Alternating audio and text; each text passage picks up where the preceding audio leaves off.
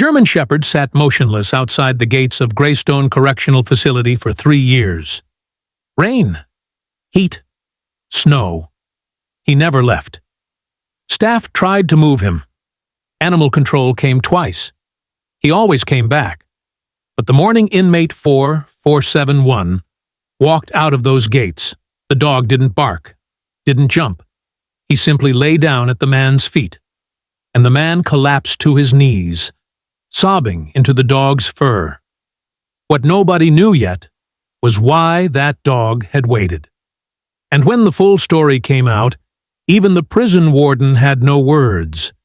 Daniel Mercer was not supposed to end up in Greystone. 6 years earlier, he was a decorated search and rescue volunteer in rural Montana, a man who spent his weekends pulling strangers from avalanches and locating lost hikers in the dark. He was good at it. Maybe the best his county had ever seen. And the reason he was good at it was Ranger. Ranger was a 4-year-old German Shepherd Daniel had trained from 8 weeks old. Black saddle markings, one slightly bent ear, eyes the color of dark amber. They worked as a team. Ranger's nose had located 11 people over 4 years, including a 6-year-old girl who had been missing for 31 hours in sub-zero temperatures. Daniel was the kind of man people called a hero without him ever asking for it. Then, one night in February, Daniel drove home on a back road after a late training session. The roads were iced over. He never saw the other car. The accident left one man hospitalized. Daniel blew a 0.09. The other man's family had connections. The DA wanted an example made. 18 months in Greystone, a facility 240 miles from home. He left behind a rented cabin, a storage unit full of rescue gear, and Ranger. His neighbor, an elderly woman named Ruth, agreed to watch the dog. Ruth lasted 4 days before Ranger disappeared. Ruth called Daniel's sister in a panic. No broken fence, no signs of digging, just gone. They searched for 2 weeks, posted flyers. Nothing. Then a corrections officer named Beale noticed something strange. A dog sleeping near the outer fence. At first he figured it was a stray and called animal control. The dog was gone before they arrived. But the next morning, he was back in the same spot. Beale watched from the guard tower with binoculars. The dog wasn't scrounging for food, wasn't roaming. He sat facing the facility's main entrance, completely still, like he was waiting for something specific. Staff started leaving water out, then food.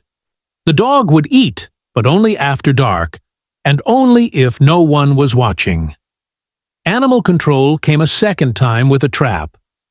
The German Shepherd walked around it, lay back down in his spot, and stared at the gate.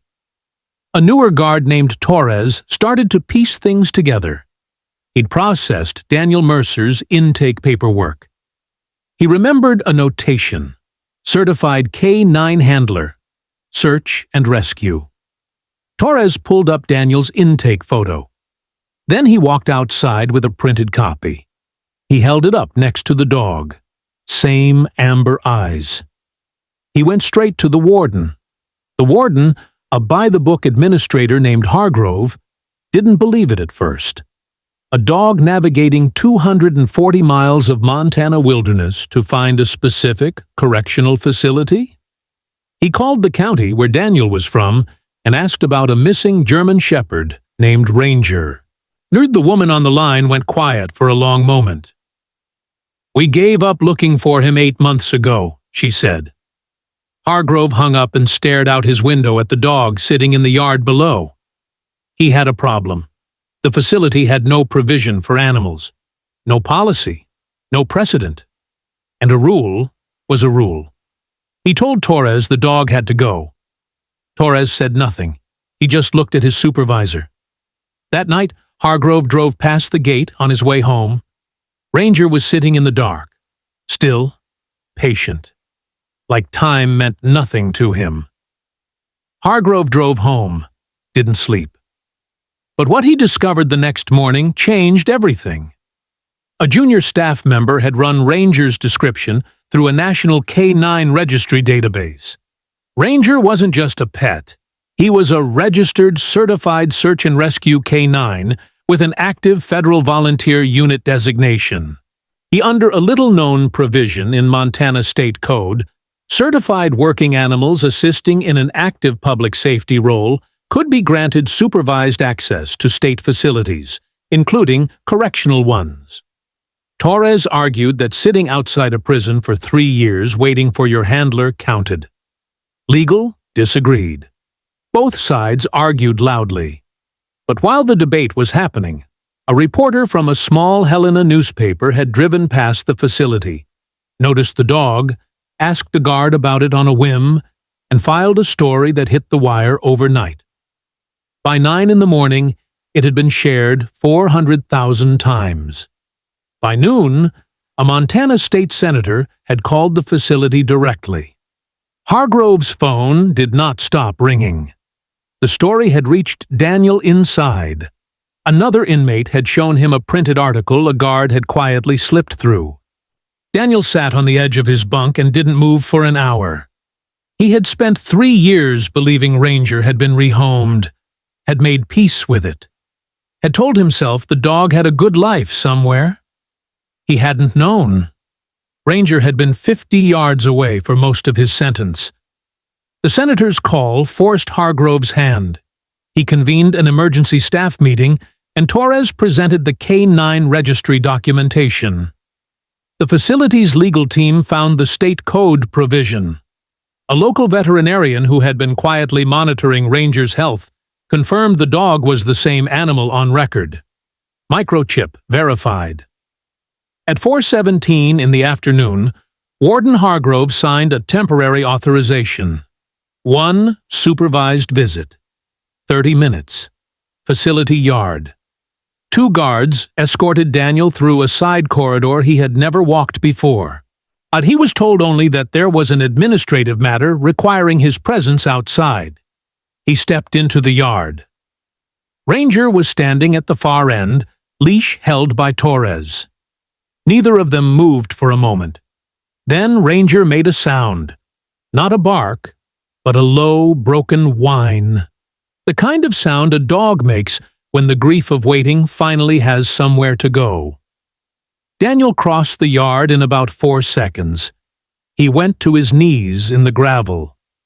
Ranger pressed his entire body against Daniel's chest and stayed there. Both of them shaking.